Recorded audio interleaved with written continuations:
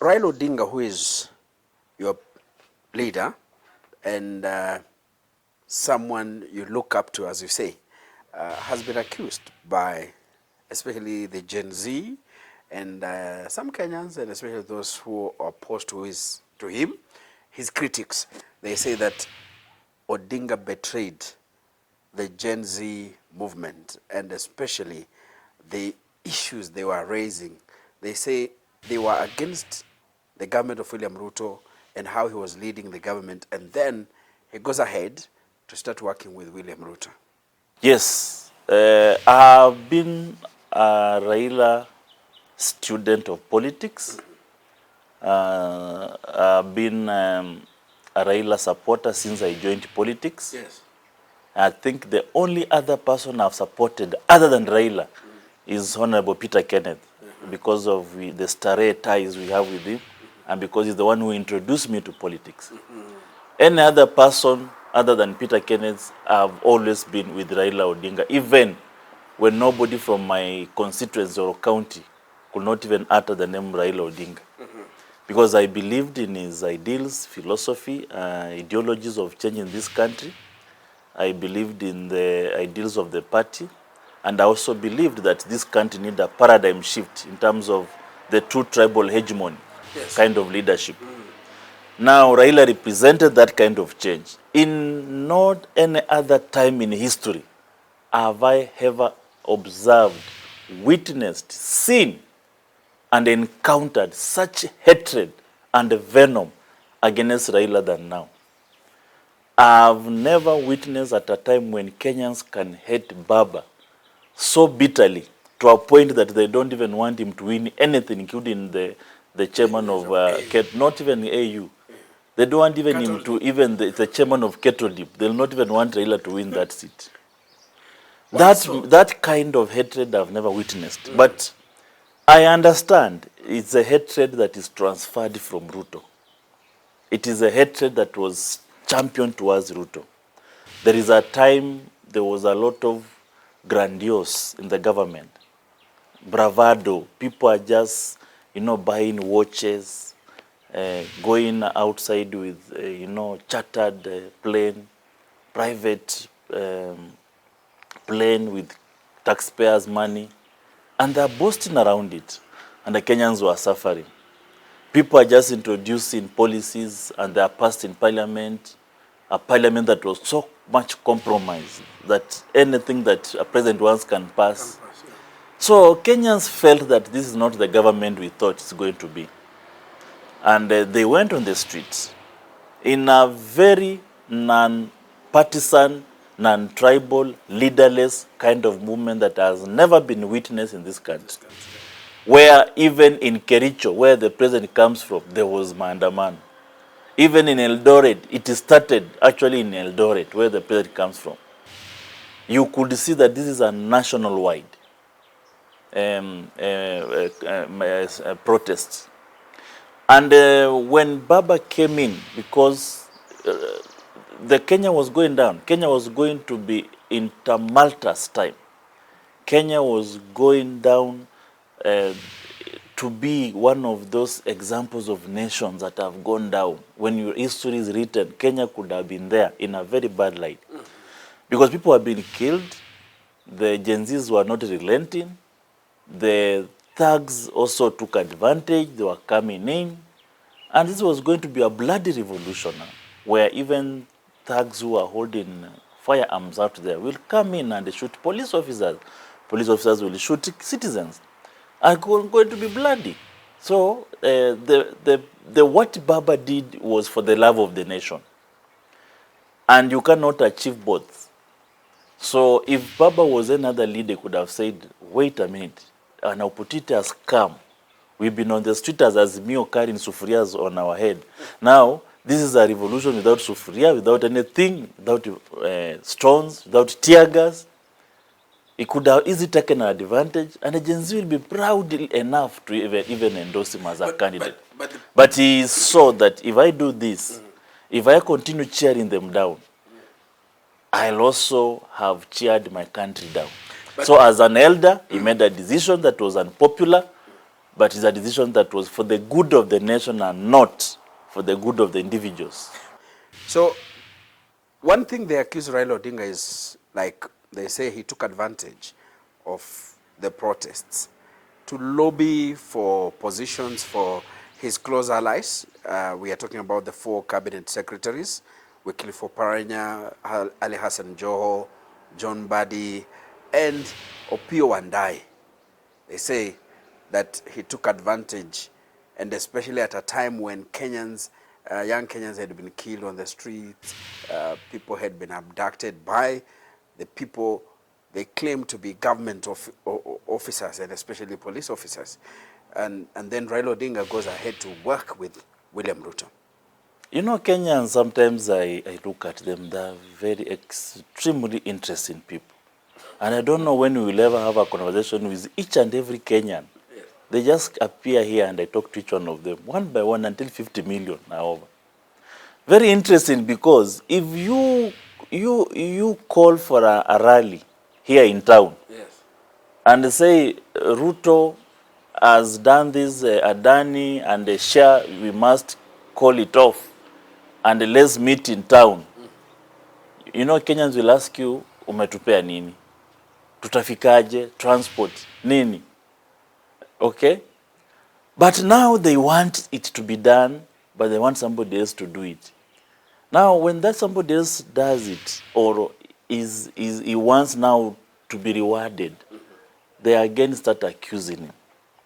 Raila has been in the streets for the longest time, when some of these Gen Zs were not even born. When Raila was in prison, where was an 18-year-old today? Where was he? At 20-year-old. Do they even know that Raila was once in prison for 6 years? Have they even stepped in a police station? Have they even, gone there for... They are arrested, and in the evening they are calling their father, their aunt, their uncles all over the world to be released. People have been in that police station for 6 years, being tortured for the same things you are fighting now. Now, when these guys present himself to be voted in, you don't vote for him. Raila has presented himself on the ballot 5 times. You did not vote for him. Because if Raila was voted in, and this issue of saying, we voted, the votes were stolen. If Raila was voted in massively by all regions, including Kikuyus, will Ruto have been a president? No. So the guy has presented himself 5 times. As an individual, you have an inherent pride in you that what will the history about you be written? That this is a person who failed the election 5 times. Is that something, an ego Raila wants to go in to retire with? Is that even as a Kenyan, will you feel proud of an old Raila retiring in Bondo, having presented himself 5 times without being a president? So if he once is saying, okay, fine, I can't be a president, can now also be at least an AU chair. So that something is written in my book, he achieved something. He became a president of other presidents. Now, if he wants to do that, but you still fighting him, a person who has fought on the streets for you, you are now fighting him not to even become anything. Really? So you ask the president, you ask Kenyans, what did you really want? You voted for this Ruto, when everybody, including the president he has served with, the president he was imprisoned with in ICC, the president whom Ruto was the chief campaigner, the president whom they have served with Ruto in Kanu, Ruto as a Secretary General. Ruto was the Secretary General of Kanu when Uhuru was nobody. Uhuru was not even a leader in Kanu, when Ruto was his boss. Now, this person is coming and telling you, I have been with this person in Kanu. I have served with him in cabinet. I have been arrested as comrades at the ICC. I have campaigned together. We've served as a president and a deputy president. I'm now telling you, this is not the right president. And you cannot hear that. So you wanted who to come and tell you this is not the right president? Did you want Donald Trump to come and tell you? Benjamin Netanyahu? Who did you want to come and tell you this is not a kind of president? So president Kenyans were warned. The feeling is that with Raila working with William Ruto, then it means he's supporting some of the issues that are belittling and bedeviling the country. You remember the issue, Kenyans have raised the issue of corruption, have raised the issue of, remember the issue now affecting Shah, which you've mentioned a little bit, the Adani deals that were there, and the lack of development that many Kenyans are not seeing. Probably the only thing they are seeing is the affordable housing, which they say it's not even clear. And then Raila Odinga comes and supports William Ruto, whom Kenyans are accusing of mismanaging the country. He didn't support, I think Raila has been on the streets against William Ruto. He has even said that. Yes, and the Kenyans must come to appreciate at a time when Raila came in, there is no coalition government. There isn't. Is that Raila, yes, approached some of his people to come and serve so that his base can calm down. Okay, his base can calm down and say, you, wait a minute, let a few people come there and offer some services, while I need their support to be the AUC chair. You need the support of a state. You cannot come from the bush, from Kakamega Forest, and go to Addis Ababa that you want to be a candidate for other presidents, even with your own president not supporting you. That is the start of a fall. Okay? You must get the support of the president. And like I said, this is a man on a mission to preserve his legacy. He cannot go down as a man who failed election 5 times. He has an ego to protect. He needs something to his name. And if that AUC seat comes, he has something to take home to his family. That I went to the forest, I've been in the war, in the battlefield for 40 years. This is what I brought home. He cannot just come home back empty for 40 years as a man who has been in the battle. He has something to take back to home and say, hey, I'm now the president of all presidents. What are his chances from where you sit? You've said that you are a student of international relations, and you are also now a member of parliament. And I sit in the Committee of Defense. And you sit in the Committee of Defense and Foreign Affairs. What are his chances? I believe Raila at the moment has 60% chances. 60% chances as from 2 weeks ago. Before then, he had 0 chances because he was working with William Ruto. William Ruto is a baggage. William Ruto is a baggage to Raila's candidature. The far away William Ruto moves out of Raila's campaign for AUC chair, the farther or closer Raila moves to the winning of that seat. And why do I say that? Because William Ruto lost the international appeal of a leader.